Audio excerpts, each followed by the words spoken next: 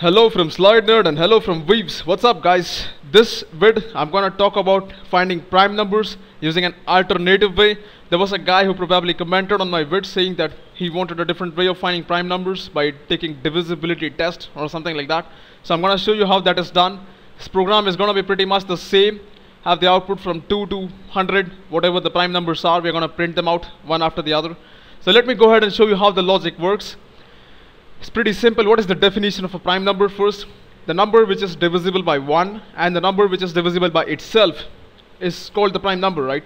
I mean, either it's divisible by 1 or it has to be divisible by itself. Now, anything other than that, it's not a prime number. So let's go ahead and take two numbers and understand what exactly makes them prime and what doesn't. First, I have 7, alright? So if you take 7, 7 is actually a prime number.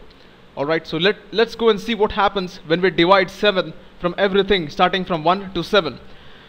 As you guys know, this percentage is the modulus operator. That is, you divide by the number and then it will give you the remainder of the division.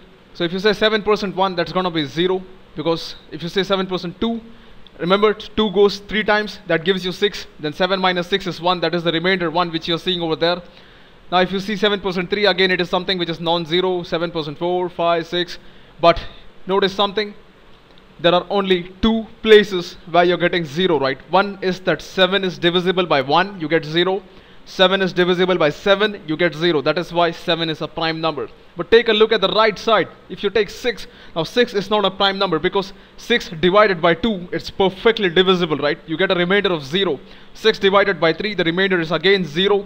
So as such, whenever you have number which gives you 0 more than 2 times after taking the remainder, then that is not a prime number. So this is the trick we are going to use. Now let us go to NetBeans, get this baby up and running. So here in NetBeans I have nothing, an empty project. There's a buffered reader statement over here for connecting to the keyboard and taking input from the user. The user is presented with this option which says enter a number by using a system.out.println statement, and then the user enters the stuff over here which gets stored inside this variable int no, right, int number. And we need to take care of this throws exception because there may be an error while reading from the keyboard, so you have to make sure that the compiler handles that for you. So now let's go ahead and see how this works. So given a number no, I need to divide it from everything starting from 1 to the number itself, right? So I can make a for loop. I'll say for int I equals to 1, I less than equals to number I plus plus. Each time I increases by 1, so I'm gonna actually divide the number by a new number, right? So I'm gonna say something like this: system.out.println number %i. So in this step I'm simply taking the number, dividing it by I. Now I is 1 the first time, 2 the second time, 3 the third time, and so on, right? So in short, I'm finding the remainder each time. Control S, Shift F6, enter the number 7. As you guys can see, there is 0 at the start, 0 at the end, right? So since there are only two zeros, this is a prime number. Otherwise, it is not. So if you take a number like 9, let's see what happens. Enter the number 9. Now let's see, there is a 0. Another one, there's a third one, right? And this is why 9 is not a prime number. So what we have to do is we have to simply count the number of times we get a 0, right? We'll say int count equals to 0. Initially, we assume that the number of times we get 0 is nothing, or nil, you can say.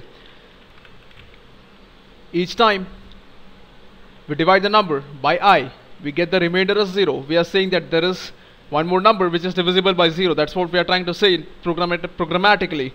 So count plus plus over here.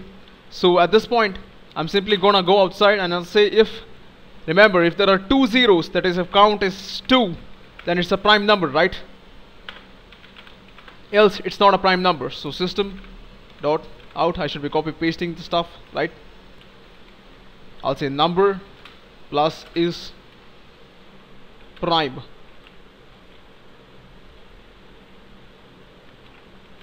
Otherwise I'll say nope.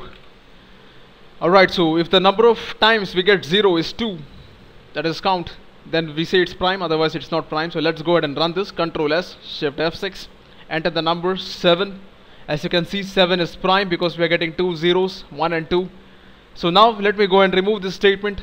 it makes things a bit messy.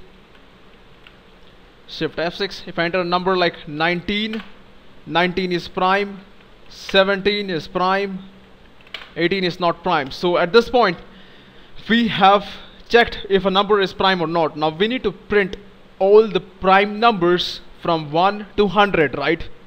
Or 2 to 100, because 1 or 2, I'm not sure about mathematics. I don't think it's a prime number. You guys can Google this up. I've said I'm bad at maths. So now I'm gonna make a for loop, right? Because I wanna check every number from 2 to 100 and see if 2 is prime, 3 is prime, 4 is prime, 5 is prime, and so on. So I'm gonna make a for loop. This is a for int j equals to 2, j less than equals 100, j plus plus. Alright, I'm gonna put this entire thing inside, because each time I'm gonna do this entire thing, right, I'm gonna check if the number is prime, it's divisible, blah blah blah.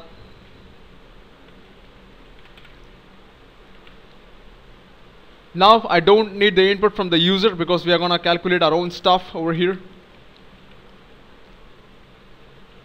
Now each time